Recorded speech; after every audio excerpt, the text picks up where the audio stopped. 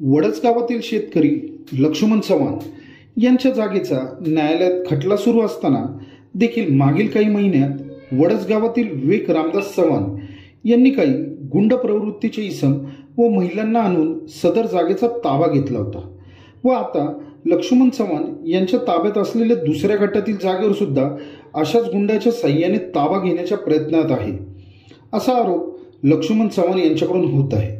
सदर प्रकरणासंदर्भात आम्ही विवेक चव्हाण यांच्याशी संपर्क साधण्याचा प्रयत्न केला पण संपर्क झाला नाही। जनता न्यूज वडच।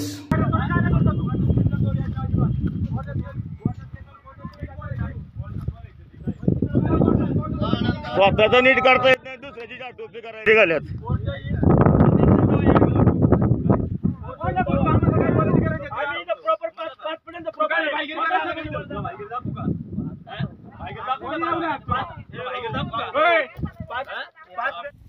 मी वडज या गावचा कायमस्वरूपी रहिवासी आहे।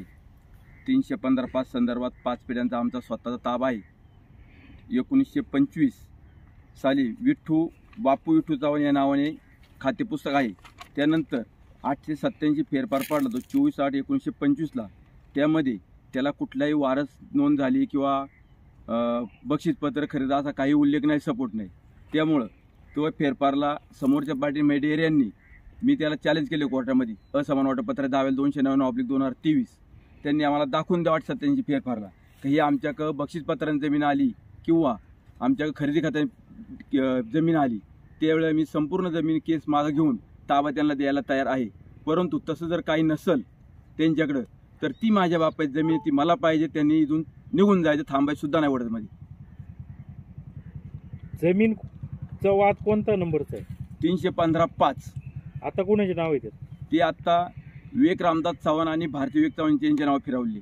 एकही रुपया न घेताना ज्यावेळेला कोर्टाचा समज मिळाला दीपक डेरेला त्याच्या नावावर जमीन होती, त्यानंतर त्यांनी महेश खांडगे यांच्या नावावर जमीन फिरवली गेली आणि महेश खांडगेंच्या नावावरून जमीन खरेदी खाताना विवेक रामदास चव्हाण भारती विवेक चव्हाण यांच्या नावावर फिरवली गेली आणि त्यांनी जो त्याच्यावरला प्रकार त्या प्रकारे त्या बाया प्रदीप साळवी गुंड प्रवृत्तीचे लोक आणून आम्हाला मारहाण करून 27/11/2024 रोजी ताबा घेतला।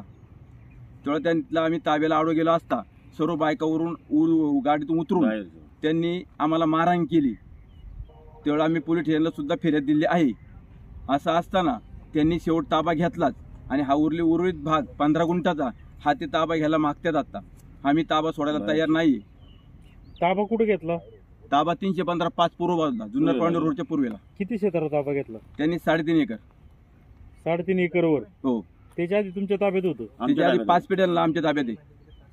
बाहेरचे प्रदीप साळवे आणि काही जुन्नरच्या वेगळ्या कास्टच्या महिला आणून त्यांनी त्या आमच्यावरती बायांना आमच्या पुढं करून अॅट्रॉसिटी कायद्याच्या नियमाप्रमाणे त्या बाहेरच्या बायका आणल्या होत्या, त्या आमच्या पुढं करून त्यांनी तो ताबा घेतलेला आहे।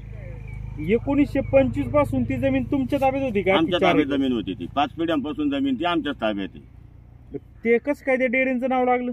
डेअरींचं नाव लागलं ते पूर्वतांनी ते त्यांच्या नावाने ती जमीन फिरवली। आमचे पंजोबा होते मुंबईला, यांचे पंजोबा होते इथं। तर त्या फेरफारला कुठल्याही प्रकारचा धर नाहीये का बा ते 60 एकर बक्षीसपत्र किंवा बा काय अन्य काही त्याला कुठला दर नाहीये। त्या दरानुसार आम्ही त्याला चॅलेंज कोर्टामध्ये केलेलं आहे। कोर्टात दावा चालू आहे।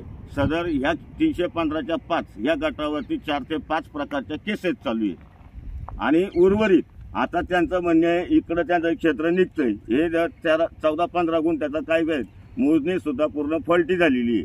तर आमचं म्हणणं असं आहे कोर्टाने जो निर्णय देईल त्या निर्णयाला अधीन राहून आम्हाला ते मान्य राहील। परंतु हे जे 15 ते 14-15 गुंठ्याचा ते ताबा घ्यायचं म्हणतायत त्या ताब्यासाठी ते बाहेरची लोक गुंड प्रवृत्तीची लोक आणून ते इथं ताबा घेण्याच्या आता प्रोसेसमध्ये आहेत। कोणी आणलेत? विवेक रामदास चव्हाण यांच्या नावाने 7 बारा फिरल्याच्या नंतर विवेक रामदास चव्हाण यांनी बाहेरचे प्रदीप साळवे म्हणून एक जुन्नरचा पोरगा आहे, प्रदीप साळवे याला कॉन्ट्रॅक्ट देऊन त्यांनी बाहेरच्या काही महिला गाडी भरून आणून इथे ताबा घेतला होता आणि तोच प्रकार पुन्हा घडण्याच्या परिस्थिती आहे। तर सदरहू जे काय गोष्टी घडतील हे माझ्या कुटुंबाला किंवा वैयक्तिक माझ्या जीवाला यांच्यापासून धोका आहे।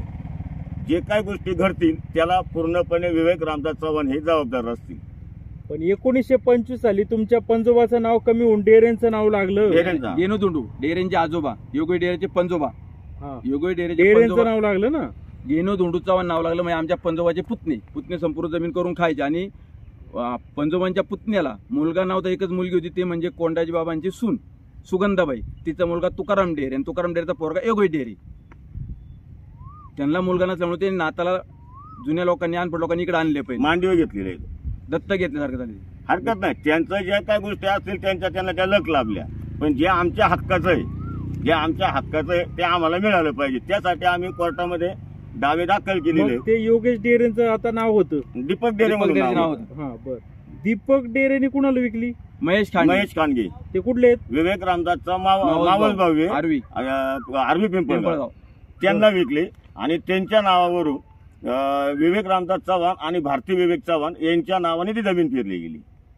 परत विकत घेतली ते विवेक चव्हाण यांनी. हा, कोर्टात दावा चालू असताना फिरवा कुठल्याही चालू आहे. प्रकारचा म्हणजे रुपयाचा हा देणं विषय घेणं नाही. नाही. फक्त आमच्यापासून बचाव करण्यासाठी 1 रुपयाचा दीपक डेऱ्याला कुठला संबंध नाही. 1 रुपया न देता ती जमीन फक्त आमच्यापासून बचाव करण्यासाठी फिरवा केलेली. कोर्टात समज मिळून तारीख झाल्यानंतर त्यांनी पळवाट काढलेली. तरी आता पुन्हा त्या जमिनीची विक्री करण्याच्या संदर्भात आम्हाला माहिती भेटलेली आहे. म्हणजे विवेक चव्हाण ही जमीन विकतायत. विकतायत, त्यांनी डेव्हलप करून ती जमीन विकतायत. तर सदरू त्या जमिनीचं घेणाराने पूर्ण सखोल अभ्यास करूनच त्याला घ्यायचे तो घेऊ शकतो. परंतु इथून पुढल्या ज्या काही गोष्टी आहेत त्याला सामोऱ्या जावं लागणार आहे. या गोष्टींचा विचार करून जमिनीचं खरेदी खत करावं.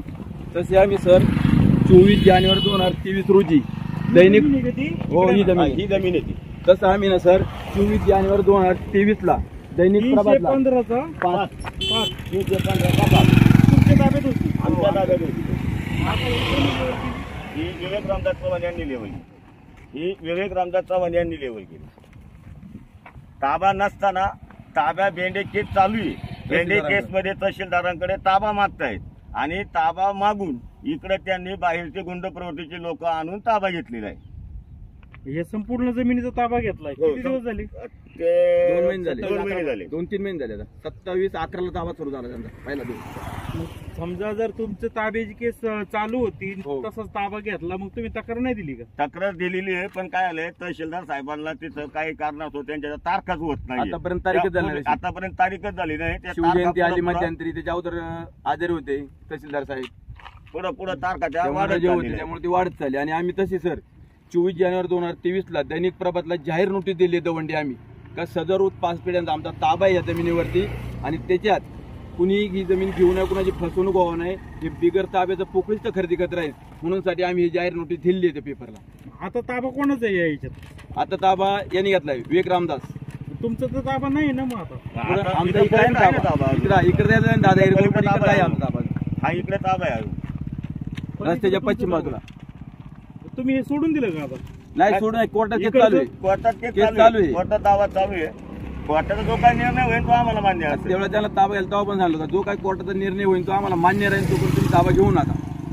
तहसीलदार बेंडे केसला काय सांगतात, काय देतात तुम्हाला ताबा देत नाही त्यात ते पण आमची तयारी आहे. तहसीलदार निर्णय देईल तो सुद्धा आम्हाला मान्य राहील. तरी पण त्यांनी गुंड प्रवृत्ती लोक आणून त्यांनी ताबा घेतला. बाया वगैरे आणलं त्या तक्रार दिली का मग? तक्रार पुलटीला दिली. 112 ला 25 वेळा कॉल झाला त्या दिवशी 27/11. दखल घेतली नाही. नाही दखल घेतली. त्यांनी जुन्नर बुडेला फोन केला होता परंतु जुन्नर बुडेने काही एक तक्रार घेतलेली नाही आमची दखल. ते म्हणजे त्यांनी घटनास्थळी यायला पाहिजे. जुन्नर कुठलीच नाही झाली. पोलीस स्टेशननी घटनास्थळी यायला पाहिजे. डोकं फोडाफोडी झाली, भावाचं सिटी स्कॅन करायला लागलं फार. तरी परंतु जुन्नर पोलीस स्टेशननी आम्हाला जुन्नरला बोलवलं. इथं जागेवरती आले नाही. कोणाला मारहाण झाली? मला मारहाण झाली होती. मी 2 दिवस सरकारी दवाखान्यामध्ये ऍडमिट होतो. मला डोक्याला मार लागला होता. एक ठिकाणी रक्त पण निघालं होतं. तर पोलीस स्टेशनने मला चिठ्ठी दिली. सरकारी दवाखान्यात नेलं. सरकारी दवाखान्यात गेल्यानंतर सरकारी डॉक्टरने मला डोक्याचं सिटी स्कॅन करायला लावलं होतं. सिटी स्कॅन करून त्यांनी 2 दिवस मला ऍडमिटच ठेवलं आणि 3ऱ्या दिवशी मला घरी सोडलं. या डेऱ्यांच्या जागेवर तुम्ही बेकायदेशीरपणे ताबा घेतला होता असं सिद्ध झाल्यावर असं होऊ शकत नाही. 8/27 पेपर आम्ही झालं. चॅलेंज करतो सर. जे सिद्ध होईल त्याला आम्ही मान्य असेल आम्ही सामोरे जाऊ. त्यांनी आम्हाला 887 फेरफार आमचं चॅलेंज आहे कोर्टामध्ये 299/2023 ला. त्यांनी आम्हाला दाखवून द्यावा का फेरफार हा 887 कसा झाला, बक्षीसपत्रानं झाला का खरेदी खात्यानं झाला, हे 2च कारण होते पहिले पूर्वी. ते आम्हाला दाखवून द्यावा सपोर्ट त्याला काय तो. आणि तो जर नसेल तर आमच्या बापाचा मी तुम्ही इथून निघून जा. आणि तसं जर नाही झालं तर 315 च्या 3 मध्ये मी स्वतः त्या 2 एकरवरती ताबा घेणार आता. त्यांना जर हा गुढी जर ताबा मला द्यायचा नसेल मला 2 एकरचा सामायिक म्हणतो ते आतापर्यंत, तर मी 315(3)(अ) मध्ये ताबा माझ्या घरासमोर टाकणार मी उसाच्या वावरांनी. त्यावेळेला त्यांना जे काय होईल त्यावेळेला त्यांना ते सहन करावं लागेल. ठीक.